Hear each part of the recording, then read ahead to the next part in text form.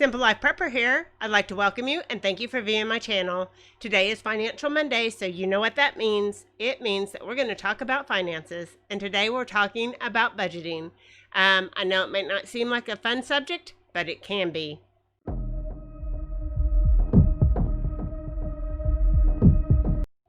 So whenever we talk about budgeting, the first thing that we need to make sure that we do is to set aside 10% to save for the Lord. We need to give 10% to God, or if you'd rather call it this, is helping out others.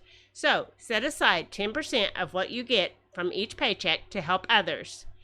After that, set aside 10% to pay yourself. It's always important to put yourself first in your finances so that you can build a nest egg and to have some money set aside for a rainy day. So it's always important. And you might say, well, I can't do that right now with everything that's going on, or I've never been able to do that because in these days and ages, it's just too hard to put money aside and to save money. But we really can. And if you're not able to do 10% right now, start with 1%. Start as little as you need to and then build up from there. Any little bit can help, but just get a plan and stick to it. So, talking about a plan is important to, and I always do it on a spreadsheet.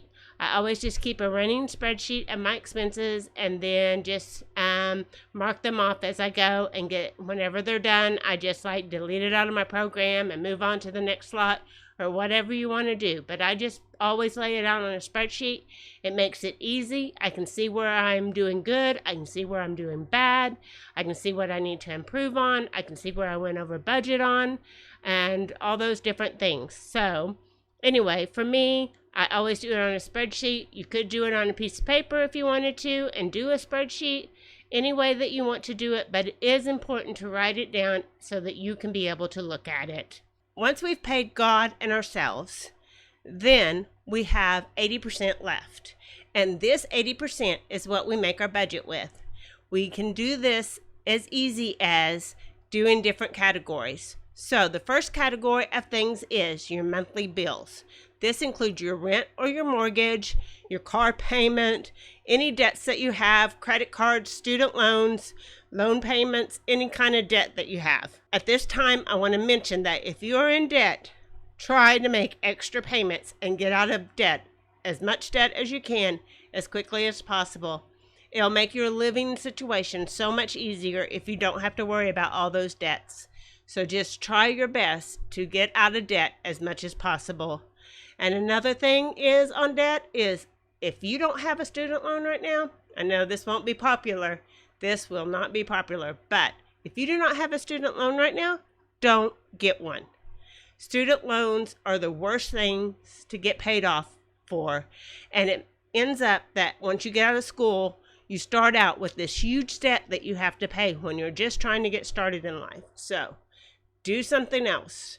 Work a job on the side. Take your school classes in twice as long a time. Anything that you have to do, but don't accumulate that debt to go to school. It's just, I don't think that it is worth it. Other people think, oh, this is the way to go. You have to go to college. You have to build up that debt. You have to do this debt and all this kind of stuff. But man, it can take years and years and decades to pay off all that debt from college. Meanwhile, you can't buy a house. You can't do other things that you want to do in life. You're limited as to what you can do to get started with in your career. There's just so much bad sides to having student loan debt. So, as much as possible, try not to have student loan debt. And that's just my advice. Other than that, once you've paid all your monthly bills, and again, try to pay down your debt as much as possible. If you have extra money at the end after we get done talking about all these bills, try to pay down that debt. Getting out of that debt will mean that you don't have to pay those bills month after month after month for interest and for loans and for things like that. And you can enjoy your finances better. Once you've done that, then pay your monthly expenses. Pay your utilities, pay your insurance payments. Just pay all those things. Your phone bill, anything that you have monthly. And then after that, pay your other expenses, your grocery bills, your gasoline bills, your medicine bills, all those things that kind of fluctuate month to month depending on what you buy, but are a little bit more flexible than some of your more fixed bills that you have. The next category that I want to talk about is your emergency expenses. So always save in each of these categories so that when you do have an emergency, you already have some money saved up for these things. Unless you have a lot of debt, pay down that debt first.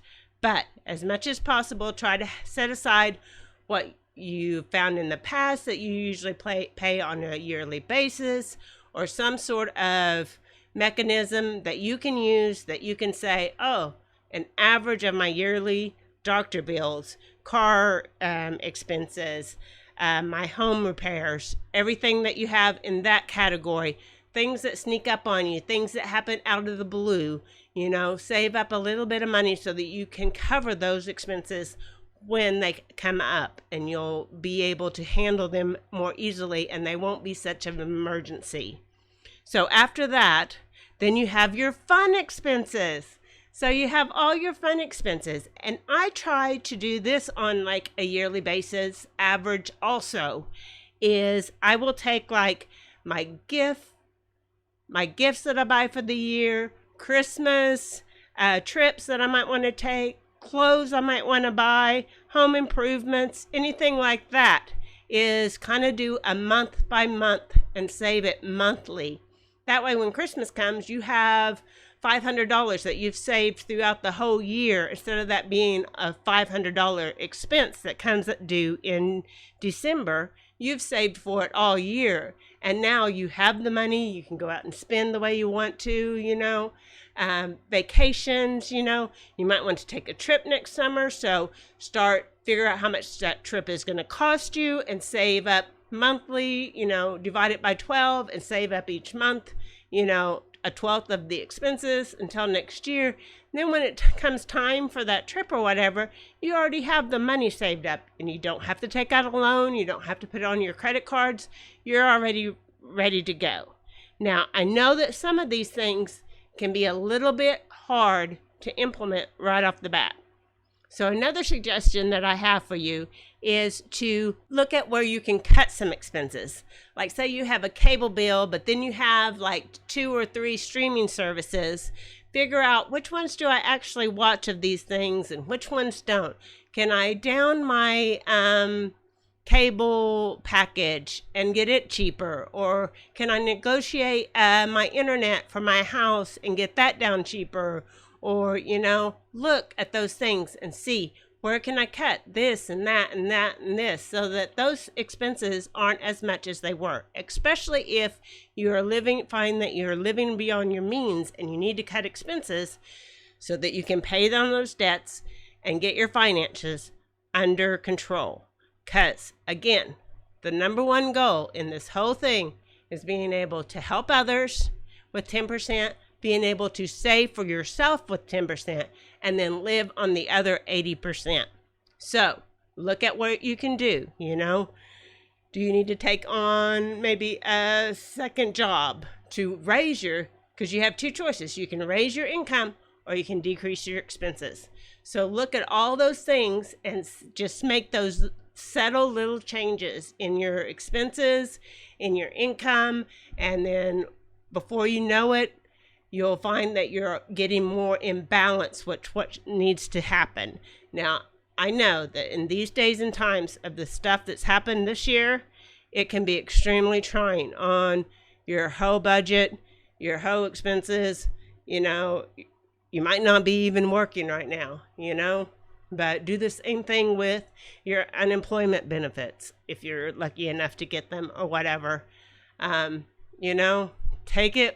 Take it as it comes, You just have to do with what you're given at the time. So these are just some little ideals of what you can do to be able to get your finances in order, get your expenses down and your income up, so that you can have more flexibility to do more fun things, or to accomplish the goals that you have in your life for yourself, you know, just taking a look at those things. Don't just like throw all your bills into a big pile and then just start paying them willy-nilly. Write them down. Write down a spreadsheet. Do it on your computer. Do a spreadsheet on your computer. It's always good when you can look at things in black and white. You can see where things aren't actually working for you, and you can figure out what you need to do to get that more into balance. And believe you me, I can remember when I was young and had 3 kids, and when I lived paycheck to paycheck and everything was totally out of balance, and I didn't think there would ever come a day when things would be better into balance. And I can tell you that right now things don't seem to be so imbalanced for me right now, but they still are, because I have put all these principles in practice throughout my life. So even though things aren't as good as I would like them to be right now, I'm not panicking because I can still pay my bills this month, you know? So that always makes a big difference. So those are the things that I have for you today on doing your budgets and getting your budget under control and being able to get your budgeting better. So until next time, remember, keeping it simple is not the same as doing nothing.